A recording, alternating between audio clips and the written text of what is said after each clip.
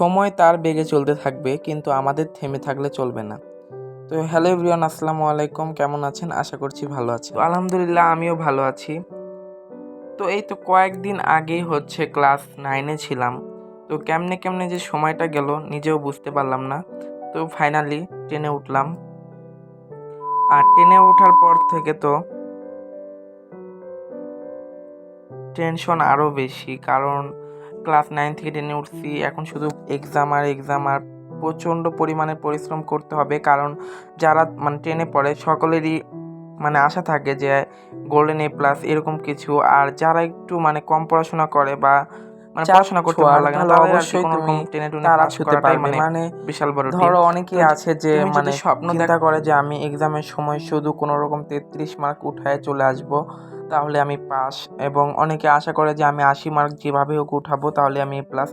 আসলে কি এক্সামের সময় অবশ্যই এসব ভাবলে হবে না।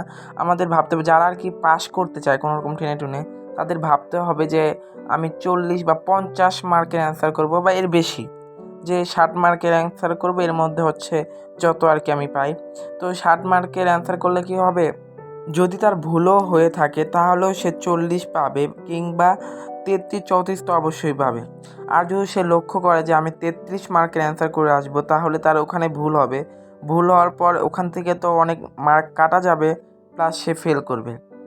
আর যদি কেউ স্বপ্ন দেখে যে আমি A+ পাবো, সে যদি 80 মার্কের অ্যান্সার করে, তাহলে অবশ্যই সে 60, 65 অর্থাৎ সে A- পাবে।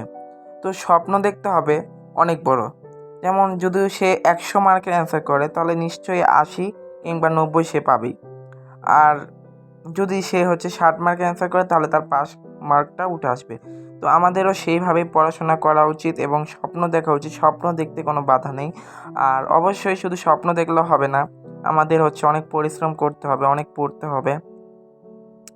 তো আমিও প্রিপারেশন নিচ্ছি, কারণ আমাদের ফেব্রুয়ারি মাসে এক্সাম। সবাই দোয়া করবা। তো প্রত্যেকটা এবার একটু চ্যাপ্টারটা কম, মাত্র 2টা করে চ্যাপ্টার দিছে সিলেবাসে। তো আমি ডিসেম্বরে যে বন্ধ পেয়েছিলাম, একটা চ্যাপ্টার করে শেষ করছি প্রত্যেকটা বই থেকে। তো কেমিস্ট্রি একটা অধ্যায় শেষ করছি, অম্ল ক্ষার। তো ওগুলো আর কি এমসিকিউ প্র্যাকটিস করছিলাম। আর অম্ল ক্ষার অ্যাসিড, এই অধ্যায়টা অনেক সোজা ছিল, আর খুবই মজার লাগছে আমার কাছে, খুবই ভালো লাগছে। অনেক কিছু জানতে পারছি, শিখতে পারছি। আর প্রত্যেকটা অধ্যায় কিছু না কিছু জানার আছেই।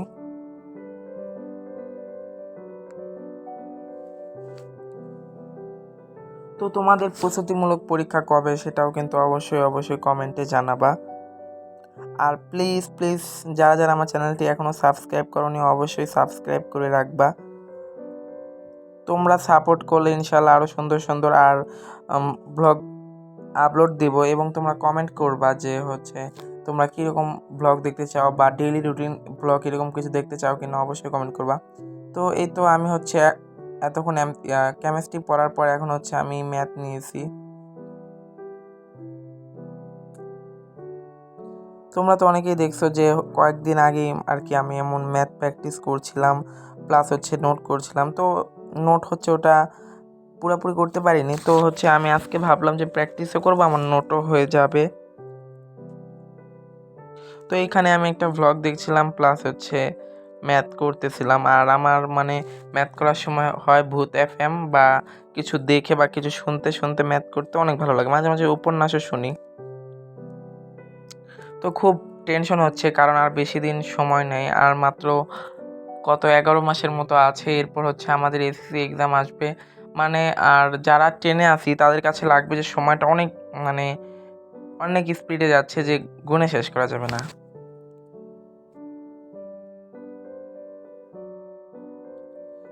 আমার মনে হচ্ছে পলকের মধ্যে সময় শেষ হয়ে যাচ্ছে, খুব তাড়াতাড়ি দিন চলে যাচ্ছে, আর বেশি সময় নেই। আর পরিবারের সবাই তো আশা করে থাকে যে ভালো রেজাল্ট করবে, তো সেভাবে আমাদের উচিত পড়াশোনা করার। তো এই তো আমি ম্যাথ প্র্যাকটিসও শেষ, প্লাস লিখতে লিখতে পুরা আমার হাতের অবস্থা শেষ।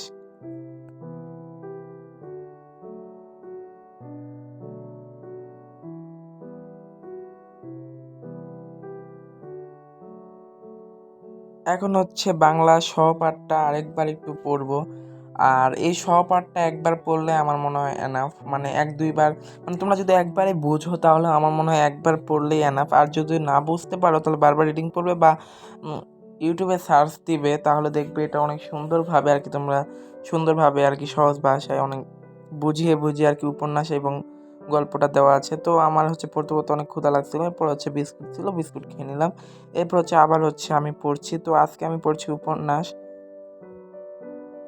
এরপর হচ্ছে পড়ব নাটক। বহিঃপীড়ের নাটকটা আমার হয়ে গেছে, মানে পুরোপুরি মনে আছে, তাও রিভিশন দিচ্ছিলাম।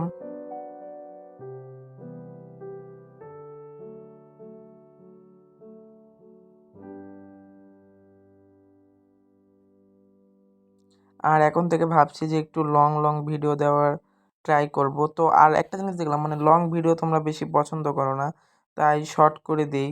তো লং ভিডিও দিব নাকি হচ্ছে এমন শর্ট ভিডিও থাকবে মানে 3 মিনিটের, সেটাও তোমরা কমেন্ট করে জানাবা। আর এটা হচ্ছে এসএসসি পকেট বুক। তো তোমরা যদি কোনো জায়গায় ঘুরতে যাও বা ঘুরতে যাওয়া হয়, তখন তোমরা চাইলে এই বইটা হচ্ছে নিতে পারো, কারণ এখানে অনেক সূত্র দেওয়া আছে ইম্পর্টেন্ট, যেগুলো আর কি তোমাদের পড়লে অনেক কাজে আসবে আর কি পরীক্ষার সময়। তো আজকের মতো ভ্লগটি এখানেই শেষ করছি। সবাই ভালো থাকবেন, সুস্থ থাকবেন। আল্লাহ হাফেজ।